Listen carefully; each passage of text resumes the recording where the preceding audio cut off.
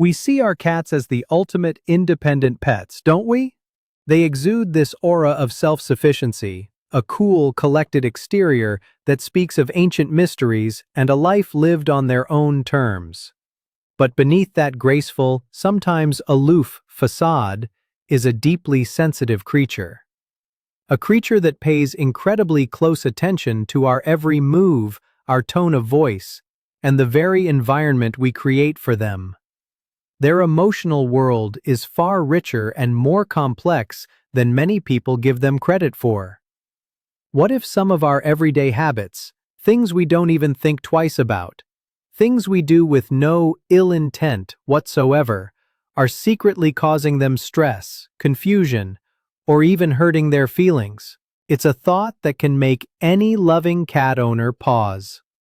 Today, we're going to dive deep into 7 common habits that might be emotionally affecting your cat, backed by what feline behavior experts and scientific studies have found. If you've ever wanted to build a stronger, happier, more unbreakable bond with your feline friend, then keep watching. We're going to decode their secret language together, and you might just be surprised by what you learn, especially when we get to number 3. Let's begin. Number 7. Ignoring their greeting ritual. Picture this. You've had a long, draining day at work. You finally get home, turn the key in the lock, and push the door open. And there they are. Your cat, having heard your familiar footsteps, excitedly trots over, tail held high in a question mark of affection, ready for a hello. But your mind is elsewhere. You're thinking about dinner, the emails you still have to answer, the weight of the day. You walk right past them, maybe drop your keys on the counter, and head straight to your tasks. To us, it might seem like no big deal, a momentary distraction, but to your cat, this can be interpreted as a profound sign of indifference, a rejection. Despite their reputation for independence, cats thrive on routine, connection, and social rituals with their chosen humans. This isn't just an opinion, it's backed by science. A landmark study from Oregon State University confirmed something many of us already suspected in our hearts. Cats form secure, deep emotional attachments to their caregivers in a way that's remarkably similar to dogs and even human children. They see you as their source of safety and comfort, the center of their stable world. So, when they perform a greeting ritual, like rubbing against your legs to mix their scent with yours, or meowing a welcome, they are actively reaffirming your bond. They're saying, "You're back. You're part of my colony. We are safe together." Ignoring this gesture is like someone extending their hand for a handshake and you just staring at it and walking away. It can create a genuine feeling of confusion and, over time, a sense of abandonment. So, what's the better way? It's beautifully simple. The next time you walk through the door, no matter how tired or preoccupied you are, take just 5 seconds. Pause. Acknowledge them. It can be a soft, "Hello, little one," a gentle scratch under the chin, or a quick stroke along their back. Many of you are already masters at this. As one viewer wonderfully shared, they have a special treats routine right when they get home. They say the magic word and their cat stands up on her back legs to head bop the little dish. That small, consistent ritual is a powerful anchor in their cat's day. It's a moment of connection that says, "I see you. You matter to me." That simple act provides immense emotional security and deepens your bond in a way that few other things can. Number 6. Neglecting their hunting instincts. Even the most pampered, fluffy house cat, the one currently napping in a sunbeam without a care in the world, is a descendant of fierce, efficient predators. That lineage doesn't just disappear because they have a full food bowl. Deep within their DNA is a hardwired, undeniable need to stalk, to chase, and most importantly, to capture prey. If you're not providing healthy outlets for these powerful instincts, your cat can become bored, anxious, frustrated, and even develop behavioral issues. One of the most common mistakes we make, with the best of intentions, involves that mesmerizing, elusive red dot, the laser pointer. We've all seen it. Their pupils dilate, their body goes low to the ground, they wiggle their hindquarters. They are 100% focused, a perfect little panther in your living room. And while it's great exercise, there's a hidden psychological problem. The chase is only half of the instinctual story. A cat's predatory sequence is a three-part cycle: stalk, chase, and capture. With a laser pointer, they can stalk and chase forever, but they can never, ever achieve the capture. They can never feel the satisfying crunch of their prey under their paws. Imagine running a race where the finish line keeps moving away every time you get close. Over time, this constant unfulfilled chase can lead to a buildup of serious frustration and anxiety. They never get the triumphant payoff their brain is screaming for. The solution here is, thankfully, an easy fix that makes playtime infinitely more rewarding for them. It's all about completing the cycle. After a fun session with the laser pointer, just as you're about to turn it off, immediately switch to a physical toy. Toss them a plush mouse, a crinkle ball, or a feather wand they can physically attack and kill. This allows them to finally sink their claws and teeth into something tangible, giving them that crucial sense of accomplishment. It completes the hunt. It's not just about fun and games. Providing this closure is absolute. Number 5. Punishing instead of redirecting. Okay, let's talk about a tough one. The one that tests the patience of even the most devoted cat owner. Your cat, for the 10th time today, leaps gracefully onto the kitchen counter. Or perhaps they've decided your brand new sofa is the world's best scratching post. In a moment of frustration, you reach for the spray bottle, or you yell a sharp "no." We get it. The frustration is real. As one commenter put it, sometimes you feel like you're doing everything right. Premium food, a cat tower, endless toys, and they're still, in his words, a pain in the ass. It's a relatable feeling. But here is the absolute critical truth about cat psychology. Cats live entirely in the present moment. They do not understand punishment in the way we do. When you spray them with water or yell, they don't form a logical connection like, when I jump on the counter, a bad thing happens. Instead, they form an emotional connection. When my human is near me in this spot, a scary, unpredictable thing happens. They don't connect the punishment to their action.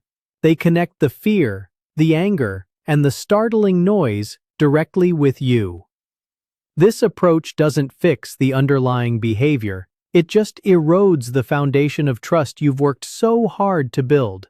It can lead to a cat that becomes fearful of you, one that hides when you approach, or even one that develops stress-related aggression. You're not teaching them the counter is off limits. You're teaching them that you are someone to be wary of. So what is the better, more effective way? It's a simple but profound shift in mindset. From punishment to redirection. Instead of focusing on what you don't want them to do, focus on what you do want them to do. If your cat is scratching the sofa, it's not because they're being malicious, it's because they have a biological need to scratch. So, put an amazing, sturdy, sisal-wrapped scratching post right next to the sofa. Make it more appealing than the furniture. Rub it with catnip. Praise them lavishly when they use it. If they're jumping on the counter, ask why. Are they hungry? Are they curious? Are they seeking a high vantage point? Instead of punishing the jump, provide a better alternative. Maybe it's a tall cat tree nearby where they can survey their kingdom. Maybe it's an interactive puzzle feeder to keep them engaged. Positive reinforcement and intelligent redirection build better lasting habits without ever damaging the precious bond you share. It requires more patience, yes, but the reward is a confident, happy cat that trusts you implicitly. Number 4. Ignoring their petting preferences. Every cat is an individual, a unique universe of likes and dislikes. But there are also universal danger zones. For the vast majority of cats, areas like their belly, their tail, or their paws are off limits. You go in for that fluffy tummy, thinking you're showing affection, and suddenly you're holding a furry bundle of claws and teeth. This isn't them being moody.